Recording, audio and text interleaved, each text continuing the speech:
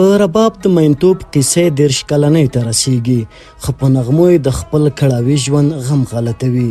ظاهر د کونړ د څوکۍ ولسوالۍ د کاناډړ د سیمې هغه محلي رباب غږونکی دی چې د څلورو دیوالونو ترمنځ یې د هنر خواږه پټ پاتې دي. د دې فن سره د 10 کالونو شوق دی. هلک وم او بس ډېره مسکینه شوله، اوس هم دا شوق کوم. بس دا د پښتنو زمونږ یو دود دستور دی، موږ د ځان سره دا فن صرف ساتلی دی.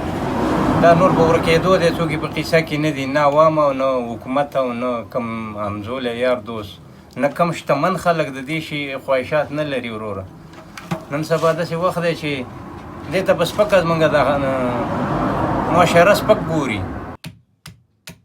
دی وایي د فن په دغه برخه کې استاز نه لري، خو یوازې راډیو وه چې د ځینو سندرغاړو غږ په رباب مین کړ.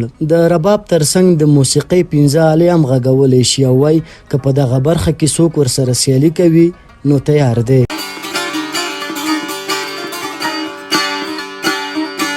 په 15 آلې مې زده دي وروره، رباب دی، ستار دی، باجه ده، بینجو ده، شپېلی د اخري سیز. نو 15 آلې وروره چې هر سړی د ما نه د دې انټرویو اخلي هم ورکولی شم، که ما ته څوک لاپه کوي یم ته میدان ته یم. او په د کونړ ولایت کې داسې سړی یم زنین یم چې زما مخې له راشي. ظاهر له ژونده سره ټکوي، د بچیانو ناروغۍ آرام ته نه پرېږدي او له حکومته هم ګیلمن دی چې احوال یې نه اخلي. دی وایي نه کور لري نه پټی چې خپل ژوند پرې جوړ کړي، خو له پردي دوکانه هم ښه خاطره نه لري. زما وروره 2 مې اولادونه دي او یو ځای مې یوه مې کور ودانې ده، بچي مې معیوبه دي، د هغې موږ سره کومه مرسته نشته دی. بس 15 کاله خدمت خو مې د هغه بچي وکړو معیوبتوب کې.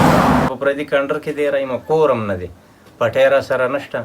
دا دوکان دی، دا د بل چا دی، ځوانه کړی ښی پکې ناست یم چې یړی ښه نه خوله په تاچه ایسته به بس ناست یم، خپل کور کې ناست یم. دغه زندګي ده، دغه ژوند دی، تېروي د الله په اسره. دا یوازې د ظاهر ربابي د ژوند قصه نه ده، بلکې د افغانستان دننه زیات هنرمندان له خپل هنره سره ټکوي او که لاسنیوی ونه شي نو مجبوره دي چې له خپل هنره لاس واخلي. صداقت غورځنګ، مشرق ټي وي، کونړ.